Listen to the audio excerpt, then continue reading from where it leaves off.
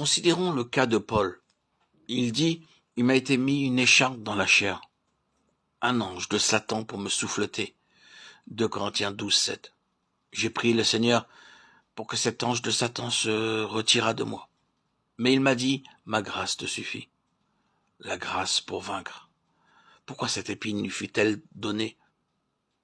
De crainte que Paul ne s'élevât trop à cause de la grandeur, de la puissance de Dieu qui agissait en lui.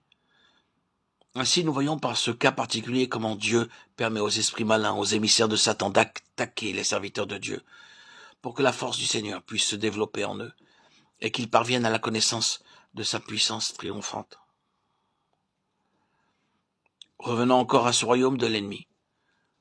Remarquez que les puissances des ténèbres sont capables de souffleter un poison sur toute une ville, toute une contrée.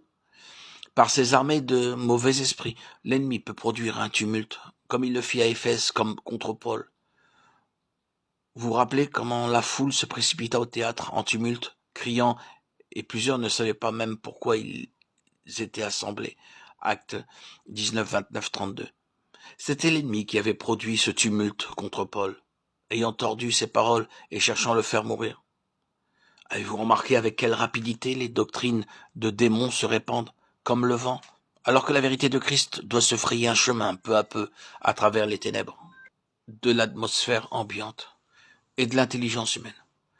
C'est peut-être pourquoi l'esprit d'erreur est comparé au vent, emporté par le vent de toutes sortes de doctrines, par la tromperie des hommes, Éphésiens 4, 14.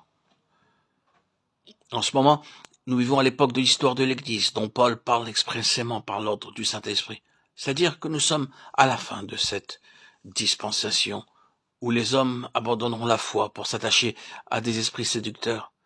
1 Timothée 4, 1.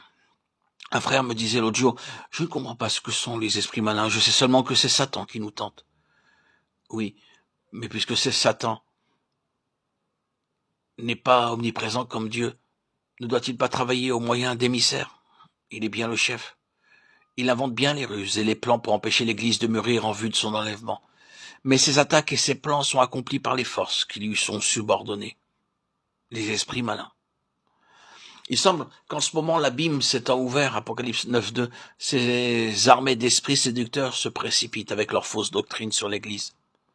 L'attaque spéciale de Satan contre l'Église dans les derniers temps consistera en doctrine, en enseignement erroné, l'esprit d'erreur, faite par la tromperie des hommes. Ces doctrines se répandront comme le vent. Vous en connaissez quelques-unes, et vous savez comment elles prennent. Pourquoi? Parce que l'ennemi détient la puissance de l'air. C'est son domaine. Il possède, pour ainsi dire, une télégraphie mondiale. Il invente un mensonge, et ce mensonge se répand partout, comme l'éclair, au moyen d'esprits malins. Tandis que ces mêmes esprits empêchent la vérité de se faire jour. Non seulement la vérité de Dieu, mais encore la vérité concernant les serviteurs de Dieu, qui portent la parole de vérité au monde.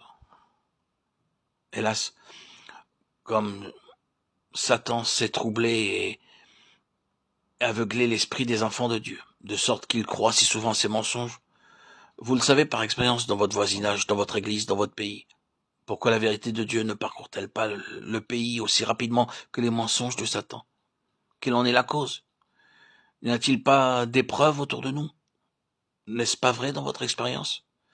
N'est-il pas absurde que des enfants de Dieu se laissent aveugler à ce point sur ces choses, de sorte qu'ils se laissent prendre eux-mêmes par ces vents de doctrine satanique?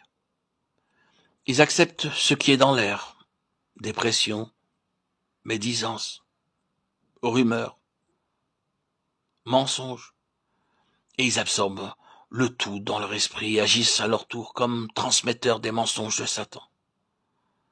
Comme la foule des Éphésiens, eux aussi, ils courent et crient sans savoir pourquoi.